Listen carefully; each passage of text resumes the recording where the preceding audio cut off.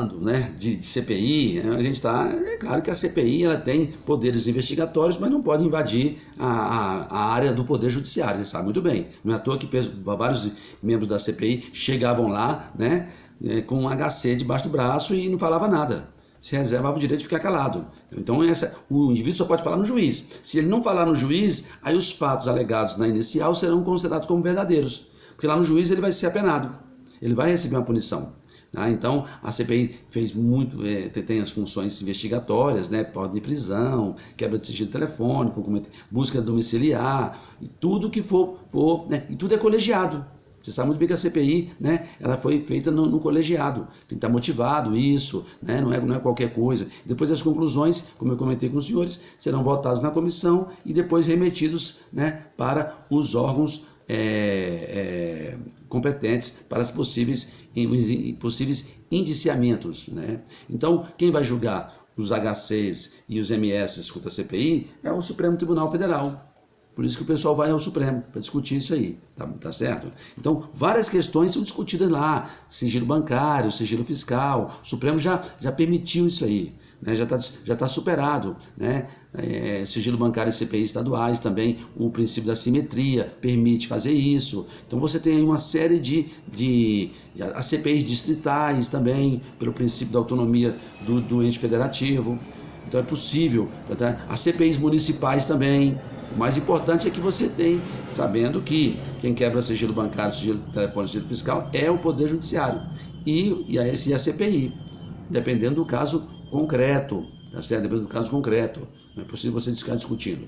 Você tem uma comissão mista também, comissão mista de orçamento, por exemplo, para julgar o orçamento aí, o executivo coloca o orçamento lá em setembro, aí tem a comissão mista. Então você tem as comissões representativas, e essas comissões são para funcionar, para analisar todo o processo legislativo, né? Como eu já fiz um curso específico só de processo legislativo. Só que o deputado e o senador têm as imunidades parlamentares. Essas imunidades parlamentares, elas são importantes para garantir o quê? A função parlamentar, a liberdade, tá certo? Decorre do exercício da função. Essa imunidade é material processual, para evitar o quê? Prisão e processo. Claro, estou falando do exercício do mandato, tá bom? Imunidade parlamentar federal, o Supremo já discutiu várias vezes isso, opiniões, palavras, votos, né? Ele manifesta, ele luta, ele vai... Então, essa é a função, né, do deputado e o senador, do deputado estadual, né? Agora, não é para esconder crime. A imunidade material é sinônimo de democracia, porque se o legislativo investiga o poder executivo, ele tem que ter liberdade, tá certo? Não estou falando para cometer crimes, como tem alguns deputados aí que cumprem até pena lá na Papuda.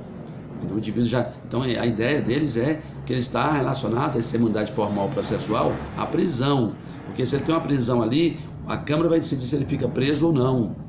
O caso do Mensalão e outros deputados aí que nesse processo de corrupção que o Brasil, que a corrupção é um processo complexo, ela tem que ser combatida o tempo todo, né? Então a corrupção, essa imunidade, ela vai passar por essas condições aí e depois o voto vai ter audiência de custódia do deputado, né? Agora, se tem a sentença penal transitada julgada, ele vai perder o mandato lá na comissão de ética. Tem a Flor de Lis, tem outros que cometeram crimes no exercício do mandato. Ela mandou matar o marido lá, por exemplo, tá? Então isso aí vai implicar no afastamento e na destituição do mandato do deputado, tá bom? Então é importante a gente entender como funciona esse processo todo, tá? Porque esses crimes aí, quando o deputado comete um crime no exercício do mandato fora das atribuições de deputado ou senador, ele vai responder, claro, no Supremo Tribunal Federal.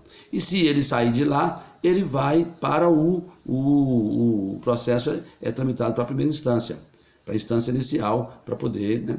Porque ele tem inclusive o foro privilegiado, né? Uma discussão já complexa sobre foro privilegiado, que a gente já... Porque o deputado, ele tem o julgamento do Supremo Tribunal Federal lá na elaboração da Constituição Federal.